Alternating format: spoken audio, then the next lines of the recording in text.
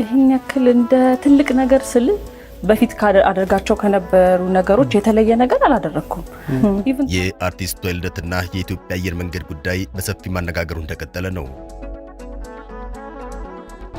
አርቲስቷ ንብረትነቱ የኢትዮጵያ አየር መንገድ የሆነን አንድ የአውሮፕላን መውረጃ ደረጃን በልዩ ሁኔታ አስጊጣ ለያም ዲኮር አስደርጋ የልደት በዓሏን ማክበሯን በተመለከተ ከሰሞኑ ፎቶዎችና ተንቀሳቃሽ ምስሎች በማህበራዊ መገናኛ ብዙሃን መለቀቃቸው በሰፊ ሲያነጋግር ቆይቷል። አንዳንዶችም ቪዲዮ ሲመለከቱ በመጀመሪያ የመሰላቸው የአየር መንገዱ ማስታወቂያ ነበር። ነገሩ ቆየት እያለ ሲመጣ አንዲት እንስት ተዋናይት የልደት ዝግጅት ነው ተባለ። ይህን ጊዜ ሰዎች መጠየቅ ጀመሩ። አንዳንዶች አርቲስቷ አየር መንገዱን አዘግታ ልደቷን አከበረች እስከ ማለት የደረሱበት ሁኔታ ታይቷል። ጎበዝ እስኪያስረዱን ይህ እንዴት ሆነ በማለት የጠየቁም እጅግ በርካታ ናቸው። አነጋጋሪነቱ የተነሳው ግን ከፍ ያለ ስም ያለውና የተከበረ አየር መንገድ እንዴት በዚህ ደረጃ የግለሰቦች የልደት በዓል እንዲከበር ይፈቅዳል ከሚል የተቆርቋሪነት ስሜት ጋር የተያያዘ ሆኖ ታይቷል። የልደቱ ባለቤት አርቲስት ምህረት ታደሰ ወይንም በቅጽል ስሟ ፒፕሎ ትባላለች። ሞዴል፣ የማስታወቂያ ሰራተኛና የፊልም ተዋናይ ናት። አርቲስቷ በአየር መንገዱ ከሆነ ቦታ ደርሳ ስትመለስ በድንገት በአውሮፕላኑ መንደርደሪያ ላይ የተነሳችው ፎቶግራፍ አለያም የተንቀሳቃሽ ምስል አይደለም። የአውሮፕላኑ የግራ ቀኝ መውረጃ ደረጃዎች በሚገባ በባለሙያ በተሰደሩ የአበባ ዲኮሮች ተሰርቷል። የእሷም ልብስ ቢሆን ከዚሁ የአበባ ጌጥ ጋር አብሮ በሚሄድ መልኩ የተሰራ ሆኖ ይታያል። አርቲስቷ የፊልም ተዋናይ እንዲሁም የማስታወቂያ ሰራተኛ ከመሆኗ ባሻገር ሞዴልም ጭምር በመሆኗ በዚሁ በለበሰችው የዕለቷን ልብስ ላይም ቢሆን ብዙ አስባበትና የተጨነቀችበት ሆኖ ይታያል። የፎቶግራፍ አነሳሷና ቪዲዮ ስትቀረጽ የነበረው ፈገግታና ሰላምታም ቢሆን በሚገባ የተጠና ነው። ጊዜ ተወስዶና ታስቦበት የተከወነ ስራ እንጂ እንዲሁ በድንገት ሹልክ ተብሎ የተሰራ ስራ አይደለም። ቀረጻውም የፎቶግራፍ ስራውም እንዲሁ ተራ በሆነ መልኩ የተከናወነ ሆኖ አይታይም።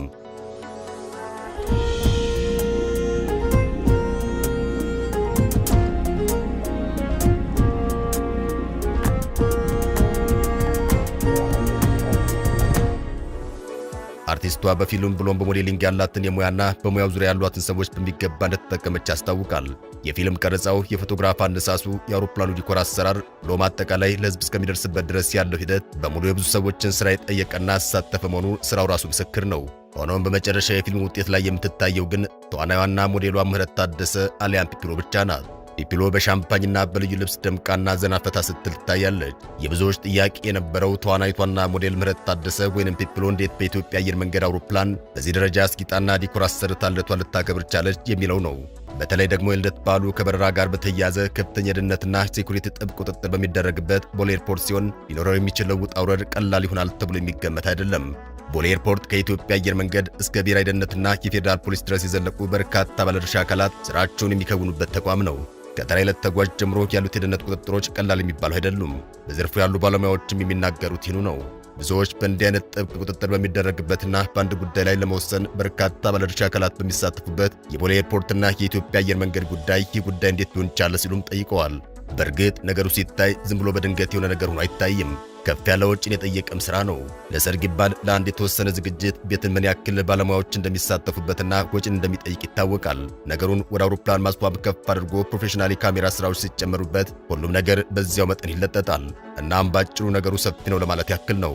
አርቲስቷ ለአንድ ቀን ልደቷ በዚያ ደረጃ በአበባ ተንቆጥቁጣ የካሜራ ባለሙያዎችን ጭምር አዘጋጅታ ሻምፓኝ አየር ላይ የረጨች ያንን ዕለት በዚያ መልኩ ስታሳልፍ ከፍ ያለ ገንዘብ ያወጣች መሆኑ ጥርጥር የለውም። ለክብርና ለእውቅና ሽመታ የተደረገ ጫን ያለ ወጪ ነው። ለተለዩ የክብር እንግዶች በሚደረግ አቀባበል አውሮፕላኑ የተጌጠበት ወይም ዲኮር የተደረገበት ሁኔታ አልታየም። ከአበባ ጉንጉንና ከቀይ ምንጣፍ ያለፈ ነገር የለም። በዛ ቢባል ለእንግዶቹ አንገታቸው ላይ የአበባ ጉንጉን ቢጠለቅ ነው። ከዚህ ያለፈ ነገር አልተሰማም። የፒፕሎ ግን ከዚህ የተለየ ሆኖ ታይቷል። እናም የአርቲስቷ የአውሮፕላን ዲኮር ለብዙዎች ለየት ብሎ የታየውም ከዚሁ አንጻር ነው። እነዚህ የአርቲስቷ ቪዲዮዎችና ፎቶግራፎች ከፌስቡክ እስከ ቲክቶክ ብዙ እየተባለላቸው ይገኛል። በዚህ መሃል ግን የኢትዮጵያ አየር መንገድ ምሽቱን የሰጠው መረጃ ነው ነገሩን የበለጠ እንዲቀጣጠል አድርጎት የታየው። አየር መንገዱ ምሽቱን ባወጣው መግለጫው ግለሰቧ ቦሌ አውሮፕላን ማረፊያ ውስጥ ለጥገና በቆመው አንድ አውሮፕላን ላይ የልደት በዓሏን ያከበረች መሆኑን አስመልክቶ ግለሰቧ በአውሮፕላኑ ላይ በምን ሁኔታ የልደት ስነ ስርዓቷን ልታካሄድ እንደቻለች የራሴን ምርመራ እያደረግኩ እንደሆነ ይታወቅልኝ ብለዋል። አየር መንገዱ ግለሰቧ ድርጊቱን የፈጸመችው ከአመራሮቹ ፈቃድ ውጭ መሆኑን አመላክቷል። የተፈጠረው ሁኔታም በእጅጉ እንዳሳዘነው ገልጿል። ኩባንያው በዚህ የምሽት መግለጫው ላይ ያለ ፈቃድ ዝግጅት ባዘጋጁ አካላት ላይ የእርምት እርምጃ የሚወስድ መሆኑን አመላክቷል። አየር መንገዱ በዚህ መግለጫው ለልደት በዓል ዝግጅት ከግለሰቧ ምንም አይነት ክፍያ እንዳልጠየቀና የውል ስምምነት እንደሌለውም ነው ያስታወቀው። ነገሮች የበለጠ ብዙዎችን ማነጋገር የጀመሩትም የአየር መንገዱ የአመራር ክፍል ይሄው የአርቲስቷን የአውሮፕላን ልደት መከበር አላወቅኩም ማለቱን ነው። በርካቶች እንዴት የአየር መንገዱ ኃላፊዎች ይህንን ጉዳይ ሳያውቁት ቀሩ በማለት እየደጋገሙም ጠይቀዋል። የአቪዬሽን ዘጋቢና ተንታኝ ሆነው ጋዜጠኛ ቃለ ኢየሱስ በቀለ የአየር መንገዱን መግለጫ ተከትሎም በዚያው ምሽት አጠር ያለ ማብራሪያ የሰጠበት ሁኔታ ታይቷል። የኤርፖርት ደህንነትን የመጠበቅ ኃላፊነት የኢትዮጵያ አየር መንገድ ሳይሆን የብሔራዊ መረጃና የደህንነት አገልግሎት ነው ያለው ጋዜጠኛ ቃለ ኢየሱስ ወደ ኤርፖርት ለመጓዝ ወይንም ለስራ የሚገባውን ሰውና ዕቃ የሚፈትሸው የብሔራዊ መረጃና የደህንነት አገልግሎት ነው፣ የገቢና የውጭ ዕቃዎችን ደግሞ ጉምሩክ ይፈትሻል ሲል ማብራሪያውን ሰጥቷል። ሌላው ይቅርና አየር መንገዱ ሰራተኞች ሳይቀር እንደማንኛውም ሰው ተፈትሸው ነው ወደ ኤርፖርት የሚገቡት ያለው ባለሙያው አየር መንገዱ ለስራ ወይም ለጉብኝት ወደ ኤርፖርት የሚያስገባውን እንግዳና ዕቃ ሳይቀር ለመረጃና ደህንነት አሳውቆና አስፈቅዶ ነው የሚያስገባው በማለት የአየር መንገዱና የኤርፖርቱን ደህንነት በማስጠበቁ ረገድ ከአየር መንገዱ በተጨማሪ ሌሎች ባለድርሻ አካላትም ጭምር ያሉ መሆናቸውን አመላክቷል። በቀጣይ ከራሱ ከአየር መንገድ ሆነ ከኤርፖርቱ ባለድርሻ አካላት ሌሎች ተጨማሪ ማብራሪያዎች ሊኖሩ ይችላሉ። ከዚሁ ጋር በተያያዘ ግን በአርቲስቷ ዙሪያ ጥቂት እንበል። ተዋናይት የማስታወቂያ ሰራተኛና ሞዴል ምህረት ታደሰ ወይም በቅጽል ስሟ ፒፒሎ ትውልድና እድገቷ ሆሳና ነው። ወደ አዲስ አበባ የመጣችው በአዲስ አበባ ዩኒቨርሲቲ ትምህርቷን ለመከታተል ነበር። በዚያም በአዲስ አበባ ዩኒቨርሲቲ ትምህርቷን እየተከታተለች ጎን ለጎን የሞዴሊንግ ኮርሶችን ትወስድ ነበር። ቀስ በቀስ በማስታወቂያው በሞዴሊንጉን በማለፍ ወደ ፊልም ስራው ገባች። የተለያዩ ፊልሞችን ብትሰራም በሁለት ፊልሞች ግን የበለጠ እውቅናን ያተረፈች መሆኑን በአንድ ወቅት ከኢቢኤስ ቴሌቪዥን ጋር በነበራት ቆይታ ተናግራለች። ፊልሞቹም የታሪኩ ባባይ መጨረሻ ፊልም የሆነው እጅ አንሰጥም የሚለውና ወዳጅ የተባለው ሌላኛው ፊልሙ ነው። ተዋናይት ምህረት ታደሰ ቅጽል ስሟ ፒፕሎ የሚባል ሲሆን በዚሁ ቅጽል ስሟ ዙሪያም ስትናገር አጎቴ ያወጣልኝ የቤት ቅጽል ስሜ ነው ስትል ተደምጣለች። የቤት ስሜ ቀስ በቀስ ወደ ውጭ በመውጣቱ ዛሬ በብዙዎች ዘንድ ፒፕሎ በመባል እጠራለሁ ስትልም ነው ማብራሪያ የሰጠችው። አሁን ደግሞ ነገሩ ከተዋናይቱ አጭር ታሪክ ጥቂት ልክ እንደሷ ልዩ መነጋገሪያ መሆን ስለሚፈልጉ ሰዎች ስነ ልቦና ጥቂት እንበላችሁ። በአንድ አቅጣጫ ሲታዩ ነገሩ ልዩ ማህበረሰባዊ ትኩረትን ከመሻት የመጣ ድርጊት ነው ይታያል። ማንም ሰው በሌሎች ትኩረት እንዲሰጠው የሌሎችን የትኩረት ነጥብ እንዲሆን ይፈልጋል። ሆኖም የአንዳንዶቹ የሰዎችን ትኩረት የመፈለግ ጥግ ደግሞ እጅግ ለየት ያለ ሆኖ ይታያል። የስነ ልቦና ባለሙያዎች ይህንን እውቀት ያጣ የሰዎችን አትኩሮት ፍለጋ እንደ አንድ የስነ ልቦና ችግር አድርገው ይመለከቱታል። በዚህ አቅጣጫ የሚያስፈልገው ራሱን የቻለ ሕክምና ያለ መሆኑ ይነገራል። እነዚህ እጅግ በተጋነነ መልኩ የሰዎችን ትኩረት የሚፈልጉ አሊያም በእንግሊዝኛው አቴንሽን ሲከርስ ሰዎች የሰዎችን ልዩ ትኩረት ለማግኘት ያላቸው ጊዜ ገንዘብና አቅም ሁሉ የሚጠቀሙ ሆኑ በዘርፉ ጥናት የሚያደርጉ የስነ ልቦና ባለሙያዎች ይናገራሉ። የእነዚህ ሰዎች አንዱ መለያቸውም ሰው ያላደረገውን ወይም በተለየ ሁኔታ የሰዎችን ትኩረት ይስባል ብለው ያሰቡትን ሁሉ በማድረግ መነጋገሪያ መሆን ይፈልጋሉ። ወደ አርቲስቷ ስንወስደው በማህበረሰቡ በኩል በእጅጉ በተለመደው አኳን ልደቷን በቤቷ በሆቴልና በሌሎች አካባቢዎች ማክበር ትችል ነበር። ሆኖም ልዩ ትኩረትን መሳብና ማህበራዊ መነጋገሪያ መሆን ስለፈለገች ልደቴን በምን መልኩ ለየት ባለና አነጋጋሪ በሆነ መልኩ ላክብሮ በሚለው ዙሪያ ብዙ የተጨነቀች ይመስላል። እናም በዚህ ወቅት አማካሪዎች ይመጣሉ። የልደቱ አከባበር ሲነሳ ስለ ቦታውና ጊዜ መረጣ ወይንም ሴቲንግ ይወራል። ስለ በጀት ይነሳል። እነማን ይኑሩ፣ የትኞቹ ባለሙያዎች ሲካተቱ፣ ልደቱ ውስጥ በምን መልኩ ዲሬክት ይደረግ የሚለው ሁሉ አብሮ ይነሳል። ይህ ሁሉ የሚሆነው ግን ያው የተለየ ሆኖ ለመገኘት ብቻ ነው። ለየት ብሎ ከመገኘት ጀርባ ደግሞ ለየት ያለ ትኩረትን ማግኘት ይከተላል። የአርቲስቷ የመጨረሻ ግብም ለየት ብሎ መታየት ስለሆነ አሳክቷለች ማለት ይቻላል። ነገሩ ለየት ብሎ ከመታየት ባሻገር ከተቃኘ መነጋገሪያ ለመሆን በቅታለች። ማህበራዊ ሚዲያ የሰጠው ልዩ ትኩረትም ነገሮችን የበለጠ አቀጣጥሏቸዋል። አየር መንገዱን አዘግታ ልደቷን ያስከበረች አርቲስትም ተብላለች። ልዩ ትኩረትን ማግኘት ማለት እንግዲህ ይኸው ነው። ልዩ ትኩረትን የሚፈልጉ ሰዎች የተለየ ነገሮችን ለማድረግ ይጥራሉ። በሰዎች መካከል ሲገኙ ድምፃቸውን ከፍ አድርገው የማብራት ባህሪ አሊያም ልምድ ይታይባቸዋል። ድራማቲክ ስታይሊንግ ወይንም ድራማ የሆነ ድርጊቶችን ያበዛሉ። ባለሙያዎቹም እንደሚሉት እነዚህ ሰዎች በገንዘብ ከፍ ያለ አቅምን እየፈጠሩ በሄዱ ቁጥር የሰዎችን ትኩረት የመሳብ ፍላጎታቸው በዚያው መጠን እየጨመረ ይሄዳል። ለዚህ ትኩረት ፍለጋ ውጭ የሚያደርጉትን ገንዘብ በዚያው መጠን ይተኮሳል።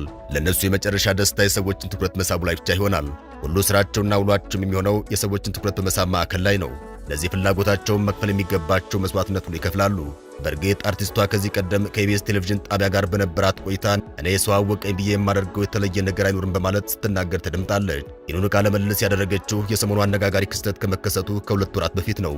በፊት አደርጋቸው ከነበሩት ነገሮች የተለየ ነገር አላደረኩም። ተማሪ ያለው እንኳን ከተማሪዎች ጋር ወጣለሁ ገባለሁ እንጂ የተለየ ነገር የለውም። መታወቁ ስለመጣ ብቻ የሆነ ህይወት ክፍሌን ቀይሬ ራሴን ሰርክል አልፈጠርኩም።